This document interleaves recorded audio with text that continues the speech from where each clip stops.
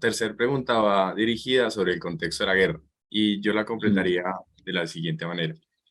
En un trabajo precedente, usted ya nos había advertido que el enfoque que debe tener todo estas discusiones es luchar contra la desigualdad económica, la política, la constitucional. En un contexto como el de Colombia, que pues, se mantiene aún en transición de la guerra y en la que esta crisis de representatividad por parte del legislativo no solamente es digamos, por la estructura constitucional, sino también por las actitudes que él ha tenido. Es decir, el mismo legislativo ha renunciado a ser sumamente democrático al haber adquirido prácticas como ligarse con el paramilitarismo, ligarse con las guerrillas para mantener el orden. Y también en un país como Colombia en el que el silencio, o sea, se empezó a imponer el silencio. La sociedad tuvo que aprender a realizar la democracia a través del silencio y en la que existe un trauma colectivo que según se nota, tiene mucho tiempo para poder resolver. ¿Qué mención especial usaría en un contexto así como el de Colombia? Ah, y que además es normativista. Usted nos ha dicho en otras ocasiones que no es necesaria una reforma constitucional porque los cambios se pueden dar a través de de la misma democracia y con los instrumentos que ya se tienen. Pero ¿qué pasa en un contexto que se sabe normativista? No, Usted. está bien, es una excelente pregunta, una serie de preguntas muy buenas. Eh, no, primera cosa que diría sobre lo último, sí es cierto, yo creo que, digamos, a mí a veces me interesaba como defiendo arreglos institucionales como muy exigentes o formas de democracia muy demandantes, digamos, me gusta tranquilizar, pero no bajo la mentira, sino bajo la convicción a la audiencia eventual diciendo aquello en lo que creo, que muchos de estos cambios, digamos, no requieren reformas institucionales, constitucionales extraordinarias.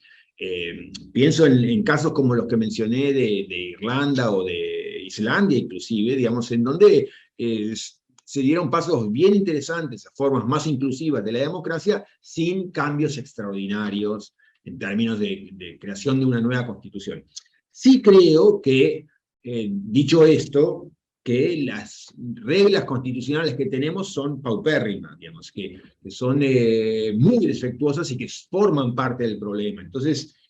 digamos, aun cuando sigo convencido de que mucho se puede hacer desde donde estamos y con lo que empezar a andar con lo que tenemos. Por ejemplo, la discusión que se hizo en Argentina sobre el aborto se hizo bajo este tipo de arreglos institucionales paupérrimos. La discusión interesantísima que hubo en Uruguay sobre el tratamiento de la cuestión de los derechos humanos se hizo en un contexto institucional muy defectuoso. Entonces, es posible, sin embargo, digamos,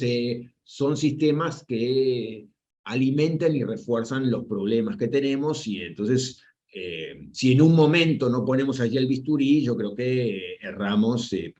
porque parte del problema reside allí. Yo no soy de los que creen que el derecho es el origen de todos los problemas y todas las soluciones, pero sí creo, como Madison, que es parte de los problemas y parte de las soluciones están ahí. Entonces, lo poquito que podemos hacer con el derecho lo tendríamos que hacer mejor, ¿no? Entonces, hay una apuesta finalmente a que, bueno, digamos, no podemos simplemente convivir con las reglas como si fueran inocuas, no, son parte del problema y tenemos que encarar ese cambio en algún momento. Luego, lo que diría es, mira, es interesante, pero lo que decía sobre el silencio es interesante, pero yo lo contrastaría con lo que es lo que Ackerman llamaba los movimientos constitucionales. Yo creo que nuestros países son países muy levantiscos, digamos, y aún en una sociedad como la colombiana, marcada por una violencia muy radical y que eso ha generado que mucha gente se retirara de la política o que no ingresara en la política, que le tuviera miedo a la participación y demás, pero aún en ese contexto ha habido recientemente, digamos,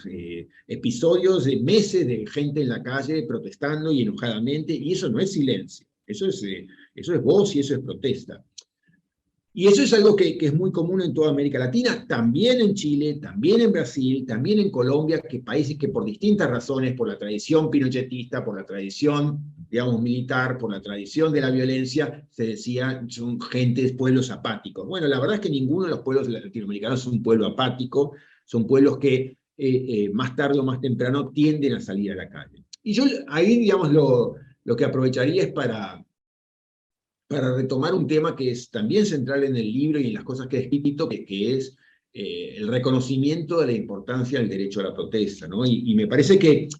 digamos, yo al principio dije algo sobre lo cual no abundé, pero puedo aprovechar esto para decirlo. Yo dije que la visión de la democracia como conversación entre iguales está dentro de la familia de las ideas de democracia deliberativa, pero no forma parte, diría, no es idéntico a lo que muchos de los predecesores que escribieron sobre el tema dijeron o siguen diciendo. La idea de la democracia deliberativa